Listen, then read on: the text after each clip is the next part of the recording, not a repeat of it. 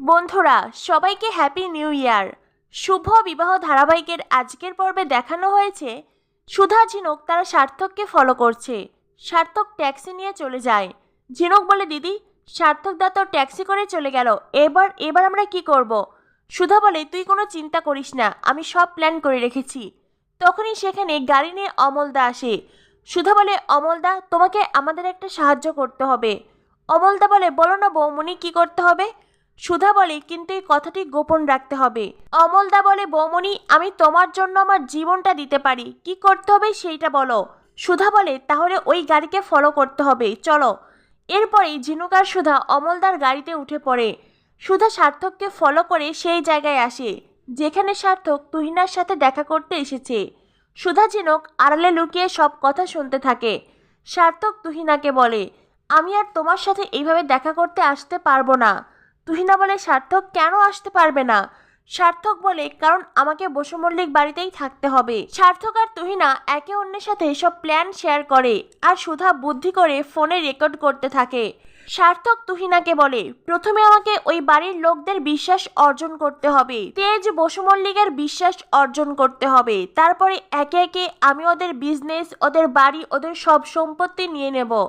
ওই সুধাকে আমি উচিত শিক্ষা দেব। এই সব কিছু সুধা নিজের ফোনে ভিডিও রেকর্ড করছিল। এদিকে তেজ পুরো বাড়িতে সুধাকে খুঁজে না পেয়ে সুধাকে ফোন করে। আর তখনই সুধার ফোন বেজে উঠতেই সার্থক বুঝতে পারে আশেপাশে কেউ আছে। সুধা আর ঝিনুক ওখান থেকে তাড়াতাড়ি চলে যায়, কিন্তু সার্থকের মনে খটকা লাগে। সার্থক ছুটে আসে কিন্তু কাউকে দেখতে পায় না। এরপরেই সার্থক বসু মল্লিক বাড়ির গাড়ি দেখতে পায়। সার্থকের মনে আরও খটকা লাগে, তবে কি বসু মল্লিক বাড়ির কেউ আমাকে ফলো করছিল? সার্থক আবারও সেই গাছের আড়ালে আসে আর সেখানেই সুধার কানের দুল পড়ে থাকতে দেখে। সার্থক মনে মনে ভাবে, তার মানে এখানে সুধা এসেছিল। সুধা কতটুকু কি জানতে পেরেছে, কতটা প্রমাণ পেয়েছে সেটা আমাকে জানতে হবে। এদিকে দেখানো হয় তেজ আর সমুদ্র তারা দুজনেই অন্ধকারে ড্রয়িং রুমে ঘুরঘুর করছিল। দুই ভাই মুখোমুখি পড়ে যায়। তেজ বলে, সমুদ্র তুই এখানে কি করছিস? সমুদ্র বলে, আমি ঝিনুককে কোথাও খুঁজে পাচ্ছি না। তেজ বলে, তুইও? সমুদ্র বলে, মানে? তেজ বলে, আরে আমিও তো তোর বৌদিকে খুঁজে পাচ্ছি না। সমুদ্র বলে, দুই বোন কি প্ল্যান করছে বলতো, আমরা তো কিছুই জানি না। তখনই সেখানে আসে সুধা আর ঝিনুক। সুধা আর ঝিনুক আসতেই স্বাভাবিকভাবেই তেজ জেরা করতে শুরু করে। ঝিনুক তখন সমুদ্রকে একটুখানি দূরে নিয়ে গিয়ে বলে, এই শোনো, জামাইবাবু দিদিকে জেরা করছে সেটা ঠিক আছে, কিন্তু তুমি কেন করছো? তোমাকে কিন্তু এইভাবে জেরা করা মানায় না। সমুদ্র তখন তেজকে বলে, দাদা ভাই আমার মনে হয় এই দুই বোন বাহিরে ঘুরতে গিয়েছিল। তখনই সার্থক তেজ তেজ বলে চিৎকার করে ওঠে, অসুস্থ হওয়ার নাটক শুরু করে। আর এটা দেখে তেজ আর সমুদ্র সার্থকের রুমে ছুটে যায়। ঝিনুক সুধাকে বলে, এই দিদি সার্থক দা হঠাৎ করে বাড়িতে ফিরলো কি করে রে? সুধা বলে, আমার মনে হয় ও বাড়ির পিছনের দরজা দিয়ে ঢুকেছে আর এখন এইসব নাটক করছে। আমার মনে হচ্ছে সার্থক আমাদেরকে দেখে ফেলেছে। ঝিনুক বলে, তাহলে এবার কি হবে? সুধা বলে, আমি কি এখনই মিস্টার বসু মল্লিককে জানিয়ে দেব? ঝিনুক বলে, না দিদি, এখন এইভাবে জানালে হবে না।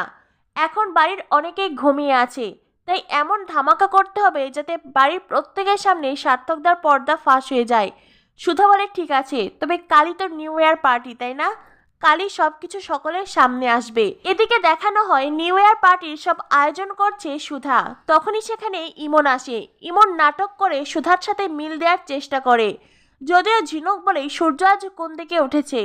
ইমন বলে, আমি আমার ভুল বুঝতে পেরেছি সুধা, আমি জানি তুমি সত্যি ভীষণ ভালো, সৎ, তাই তো সবাই এখন তোমার ইভেন্টই চায়, আমার ইভেন্টকে কেউ চায় না। ইমনের ন্যাকা কান্নায় সুধার মন গলে যায়। সুধা তেজকে বলে, ইমন ম্যাম যখন নিজের ভুল বুঝতে পেরেছেন তাকে ক্ষমা করে দেওয়া উচিত। এদিকে সমুদ্র আসে তেজের ঘরে।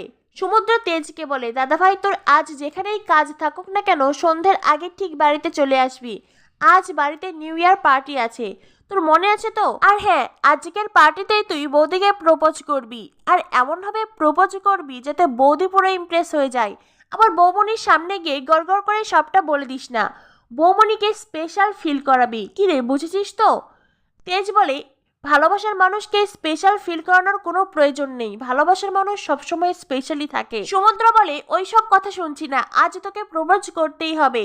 কিরে অনিকেত দা, আমি ঠিক বলেছি তো? সার্থক তখন নিজের মনের রাগ চেপে বলে, হ্যাঁ হ্যাঁ ঠিক আছে তো, ও ঠিকই বলছে। তখনই সেখানে জ্যোৎস্না দিয়ে আসে। জ্যোৎস্নাদি এসেও সার্থক আর সমুদ্রের কথার সাথে সায় মেলায়। এদিকে দেখানো হয় পার্টিতে ঝিনুক সুধাকে বলে, দিদি তোর ফোনে ভিডিও রেকর্ড আছে, আর অন্যদিকে এই পেন ড্রাইভেও আছে। নিউ ইয়ার পার্টিতে সবাই যখন উপস্থিত থাকবে আমি বড় স্ক্রিনে এই ভিডিওটা প্লে করব, তারপরে তো ধামাকা হবে, সার্থক চ্যাটার্জির পর্দা ফাঁস হবে। ইমন আড়াল থেকে কথাটা শুনে নেয়। ইমন মনে মনে ভাবতে থাকে, সার্থক চ্যাটার্জিকে আর সার্থকের বিরুদ্ধে এসব প্ল্যানই বেড়া কেন করছে। এদিকে নিউ ইয়ার পার্টিতে মন খারাপ মেজমার, কারণ মেজকা জেলে আছে। এরপরে দেখানো হয় তেজ মেজকাকে ছাড়িয়ে এনেছে। তেজ সুধাকে বলে, সুধা র মেটেরিয়ালে মেজকা যুক্ত থাকলেও মেজকা তো বিষক্রিয়ায় যুক্ত নয়, তাই মেজকাকে আমি ছাড়িয়ে এনেছি। আমি জানি সুধা আপনিও এতে আপত্তি করবেন না। সুধা বলে, আপনি ঠিকই করেছেন, মেজমার তো মন ভালো নেই। দেখুন মেজকা আসার পরেই মেজমার মুখে কতটা হাসি ফুটে উঠেছে।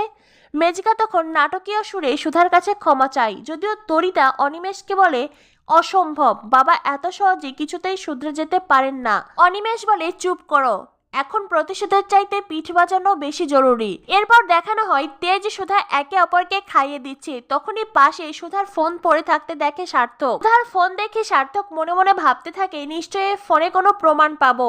সার্থক চুরি করে সুধার ফোন নিতে চাইলেই তখনই সুধা এসে সার্থকের হাত ধরে ফেলে। অন্যদিকে আগামী পর্বে দেখানো হবে ইমন সার্থককে সুধার ফোনে সেই ভিডিও ক্লিপ দেখিয়ে দেয়।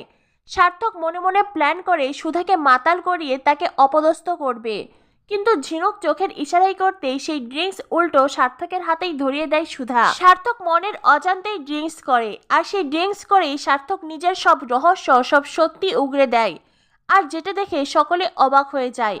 তো বন্ধুরা, কি হতে চলেছে শুভ বিবাহ ধারাবাহিকে? পরবর্তী আপডেট পেতে আমাদের সাথেই থেকো। ধন্যবাদ সবাইকে।